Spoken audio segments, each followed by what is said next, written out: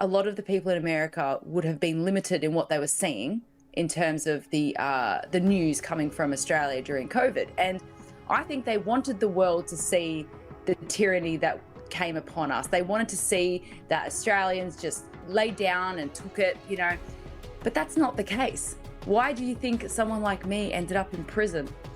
Because we were standing up against them in a huge way.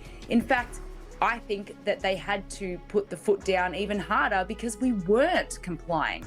It got so crazy here that when you went to protest, you could get shot with a rubber bullet, right? Which is this big, and you know, it's if it's in close proximity, which many of them were, it could kill you. Okay, pepper spray, gas in the face, a horse foot in your face, tanks going down the streets of Melbourne on peaceful protesters with, like, you know, an army guy, you know, with his head out the top with like a rubber bullet gun. Like, it was surreal. Now, do you think they would have had to bring out all those weapons if Australia was laying down? I don't think so.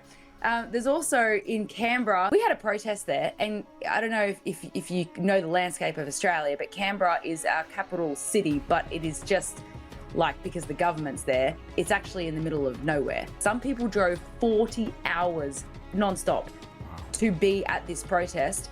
There was at least, I would say, if I'm going to be modest, there had to have at least been 800,000 to 1 million people there. And you've got to consider that Australia only has a population of 26 million. Not long after that Canberra protest, it all stopped. So I actually think that we did stand up, is the moral of that story.